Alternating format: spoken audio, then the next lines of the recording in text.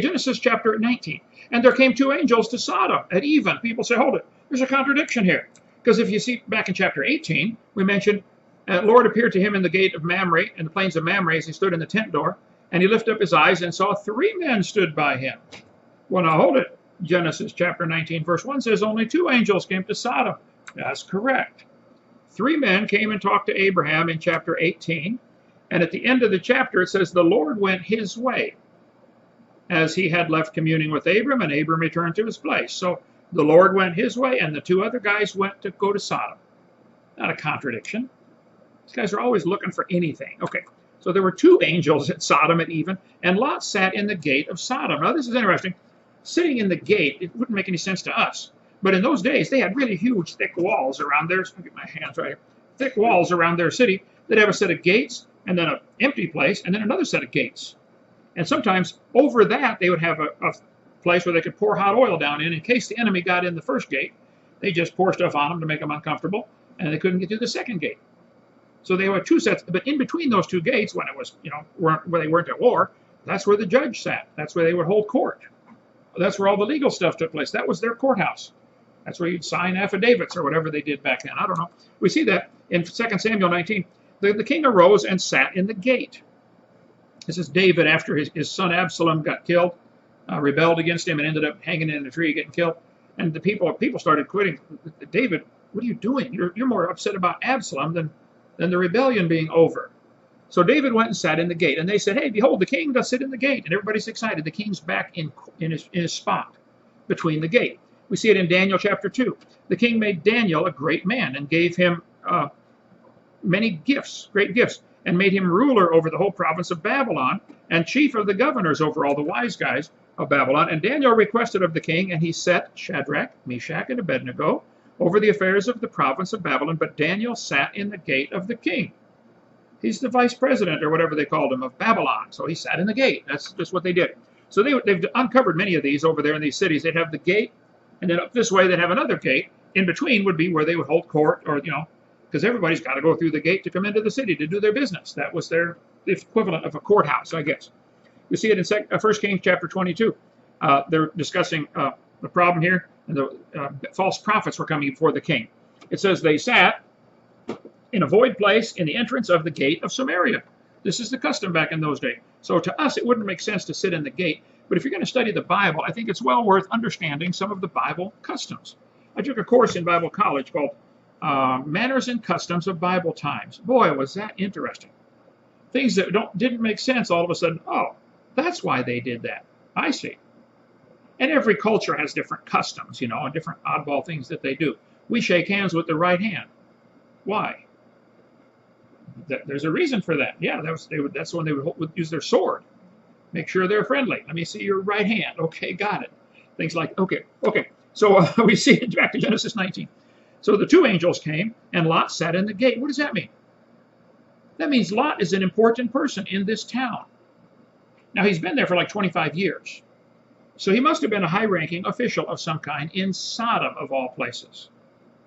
I can't help but think it's kind of bad when all the evil people think you're a good guy. I would rather, I don't enjoy it when they hate me, but there are certain people I'm glad they hate me because what they stand for. I'm glad I upset them. I'm not trying to upset anybody. I'm not prejudiced at all about this, but I think I'm the nicest guy I've ever met. And don't you agree, Lady Di? Yeah, you better. But some people just get rubbed raw. They say, Hovind, you rubbed the cat the wrong way. I said, no, tell the cat to turn around. I'm rubbing the right way. The cat's backwards. That's the problem. Anyway, so the fact that Lot is an important person in Sodom, to me, says, what is wrong here? He has adapted right into their evil culture. How many Christians today do that? They try to blend right in with the evil culture. Gee, major mistake in my humble, totally unbiased, and always correct opinion. So, and Lot bowed himself with his face to the ground. Again, this is their custom over there. We don't do that, but they do. They would bow their face to the ground. In Genesis chapter 10, we see the border of the Canaanites was from Zidon and Gerar and Gaza as it goes to Sodom and Gomorrah and Admah and Zeboam. So this is a group of cities that have been around for a long time. In Genesis 14, There went out the king of Sodom and the king of Gomorrah and these other places, and they joined battle. And they lost and got captured and hauled off. Remember, we read about that back in 14, and Lot went with them, and Abraham went and rescued him. He had to go 125 miles to rescue his nephew. Now, had he obeyed God 40 years earlier and not brought Lot with him, God said, leave your family, go to this land, and he brought his father and Lot. It ruined Lot's life, ruined Lot's family, and you'll see that is still today costing the nation of Israel because of that little slip up of not obeying God. I'll show you. You won't believe it. It's still costing them a lot. So we have along the Dead Sea here, the cities have all been discovered: Zeboam, Admah, Gomorrah, Sodom, and Zoar. Sodom and Zoar are just a few miles apart. But these are the 5 cities that were all famous for being homosexual. There's a map showing that the Dead Sea is way below sea level, 1,300 feet. Even the Sea of Galilee is 600 feet below sea level. This whole valley is way sunken down below sea level. So all along down here was where all these homosexual sodomite cities were. Sodom apparently was the major one, but they always refer to Sodom and Gomorrah. There's actually 5 cities that were famous for that. Okay, back to verse 2. And he said, behold now, my lords, I pray you turn in into your servant's house and tarry all night and wash your feet and rise up. They said, nay, but we will abide in the street all night. Lot knew it ain't safe to stay in the street in this town. How many cities are there now that it's not safe to go out in the street at night? Most of them.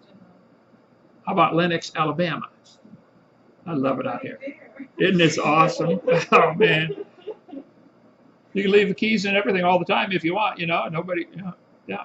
Anyway, and he pressed upon them greatly. And they turned into him and entered into his house. So they finally said, okay, we'll stay in your house. Because he probably didn't want to tell them why. These guys, you really better come sleep in my house. Please, come on and sleep in my house. And he made them a feast, and he did bake unleavened bread, and they did eat. But before they lay down, the men of the city, even the men of Sodom, compassed the house round, surrounded the house, both old and young, all the people from every quarter. The whole city surrounds this house. New flesh in town. 2 new guys. And they called unto Lot and said, where are the men which came into thee this night? Bring them out unto us that we may know them. Now, in Bible terminology, that we may know them is we want to have sex with them. We see that Adam knew Eve, his wife, and she conceived and bare a son. And Lot went out of the door unto them, out at the door, and shut the door after him, and said, I pray you, brethren, do not so wickedly. Behold now, I have 2 daughters which have not known man. He's got 2 young virgin daughters. Let me, I pray you, bring them out unto you, and do ye to them as is good in your eyes. What is wrong with this man? How, you can live with the heathen long enough, and they start to rub off on you, and you don't even realize it.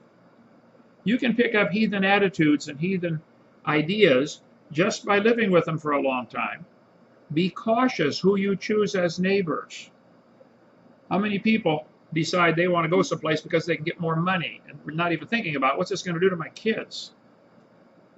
Think about that. He said, you do to my daughters whatever you want. Only unto these men do nothing. Therefore came they under the shadow of my roof. And they said, stand back. And they said again, this fellow came in to sojourn. This guy Lot came here to vacation. He's been there 25 years. He's got to be the vice mayor or something. I mean, he's sitting in the gate. And now, but it doesn't matter how long you're with the heathen. As soon as you cross them, you're not part of them anymore. He's been there at least 25 years. And he will needs be a judge. Now we will deal worse with thee than with them.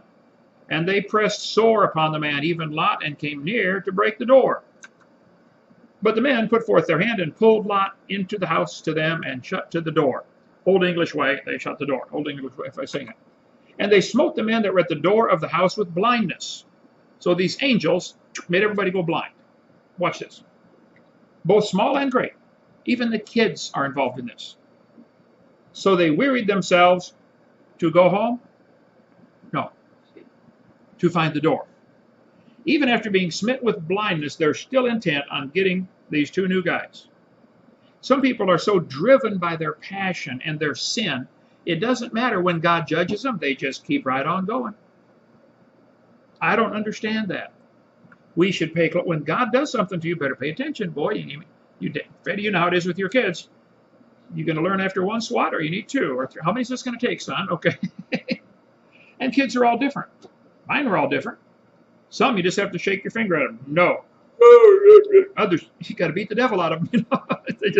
Kids listen differently. And the men said to Lot, hast thou here any besides son-in-law, and thy sons, and thy daughters? And whatsoever thou hast in the city, bring them out of this place. Get out of town. For we will destroy this place, because the cry of them is waxen great before the Lord, before the face of the Lord, and the Lord has sent us to destroy it. You know, one angel in the Bible one time killed 185,000 men in one night by himself. We got two of them here. We've got guardian angels, plural. Mine retire every 6 months. They go, Lord, give me somebody else. Gee whiz. Have you seen him drive, Lord? Can we get somebody else to watch? I do get a lot of text messaging done and phone messages done. I better not say that on air. Here, cover that mic up. Okay, never mind. Okay, they said, we're going to destroy this place. And Lot went out and spake unto his sons-in-law, which married his daughters. Now that would be plural, right? At least two. He's got at least two married daughters. Sons-in-law that married his daughters, plural. And said, up, get you out of this place, for the Lord will destroy this city. And he said, oh, let not the Lord be angry.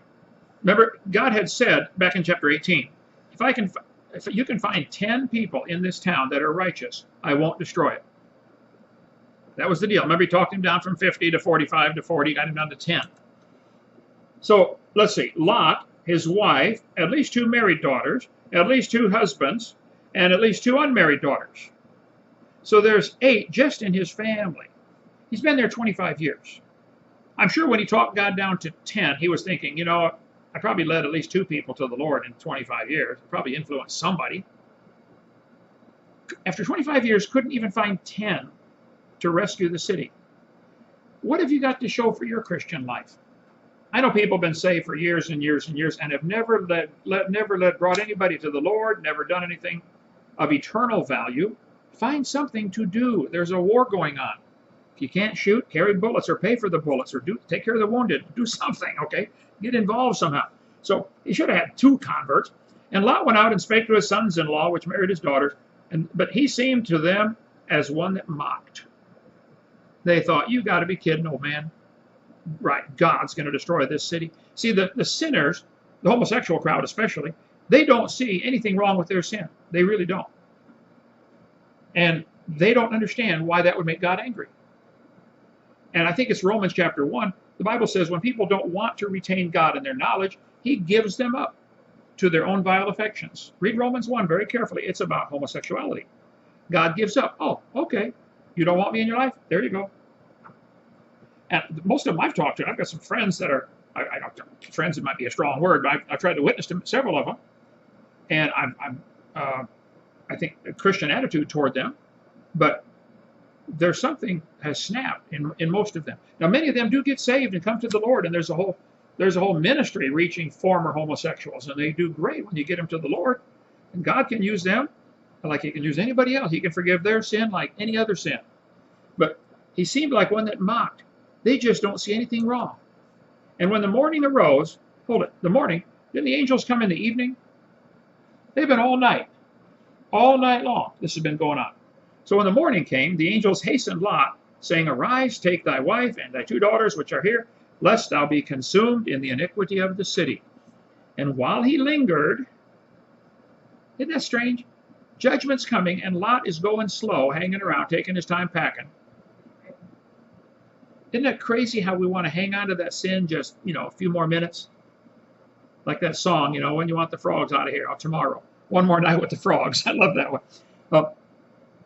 And upon the hand, they hold on his hand and the hand of his wife, and upon the hand of the daughters, the Lord being merciful, and they dragged him out. They brought him forth and set him without the city. And it came to pass when they brought them forth, he said, escape for thy life. Look not behind thee. Don't turn around.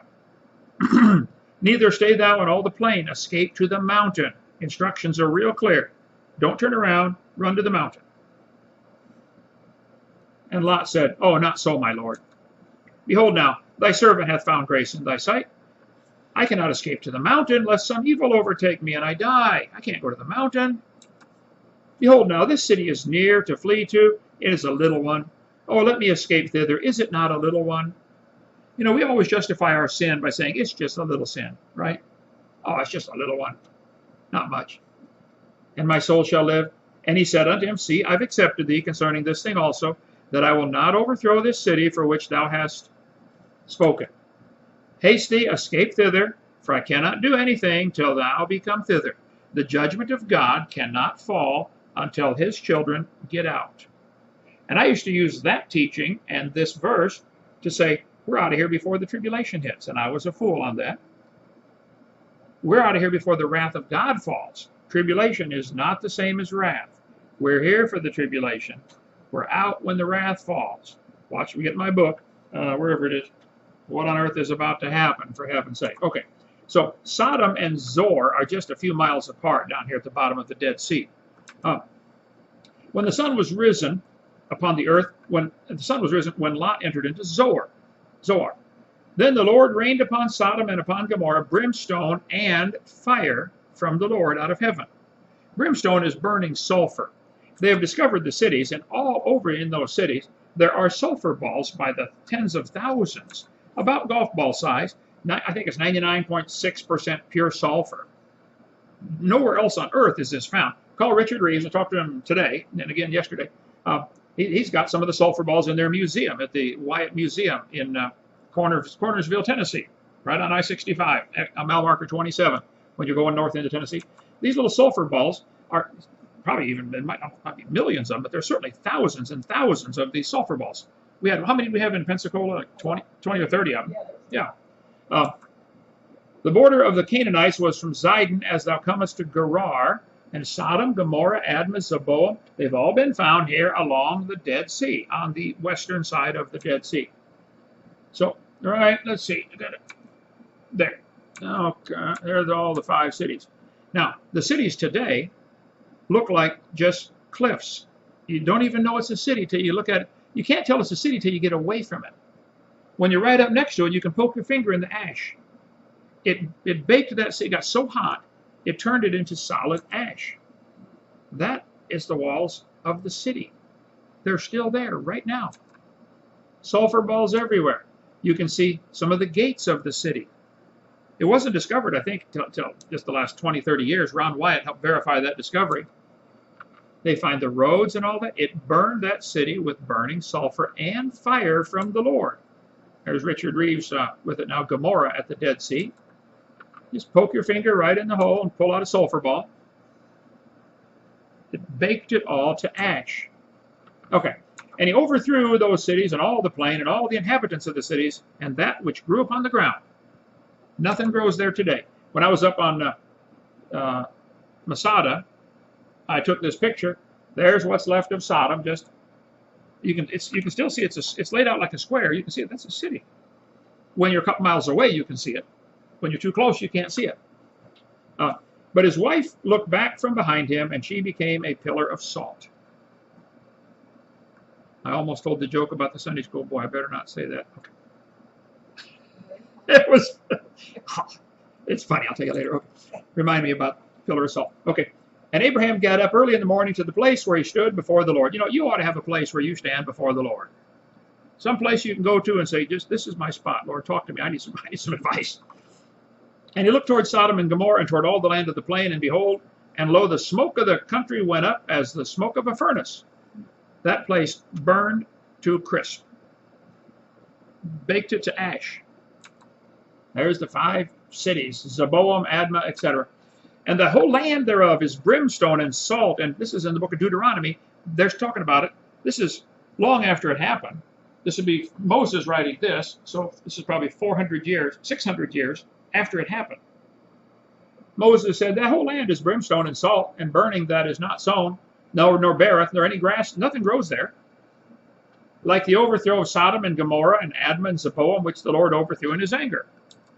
And it came to pass when God destroyed the cities back in 19, God remembered Abraham and sent Lot out of the midst of the overthrow.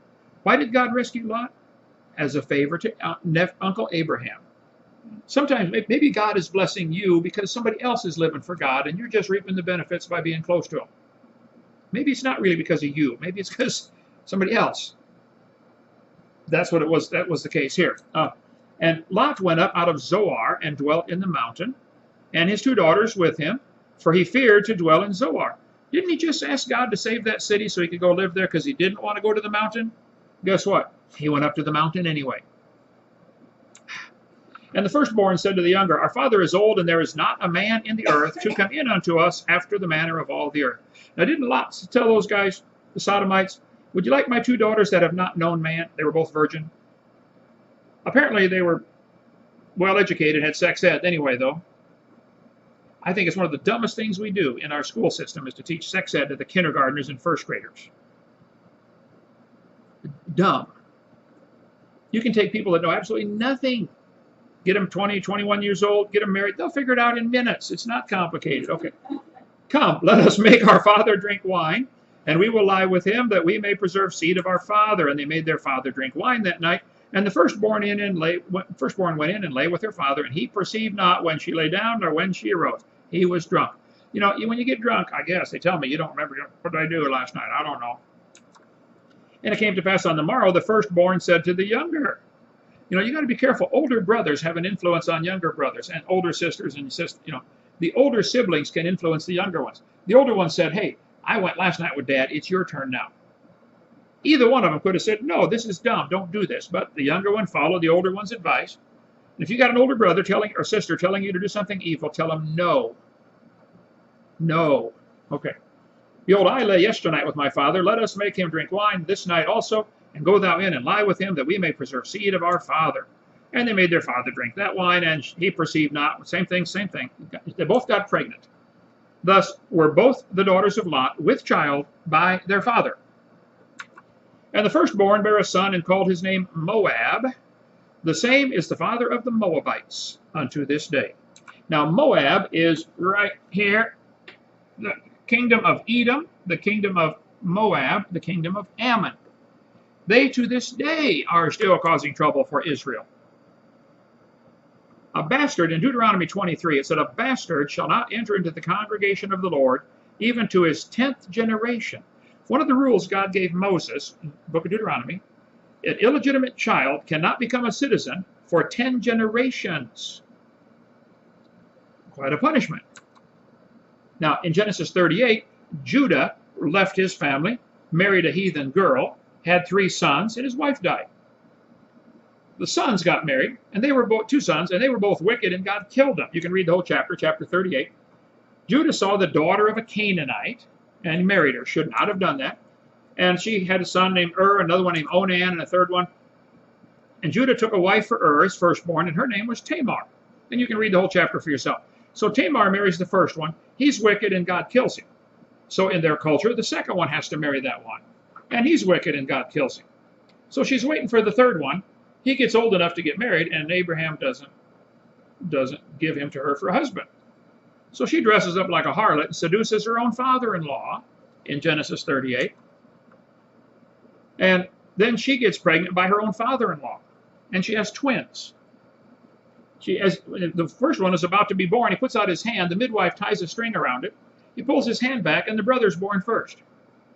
So they name him Pharez. This breach be upon thee, and his name is Pharez. So here Pharez is an illegitimate son, a bastard son to Judah.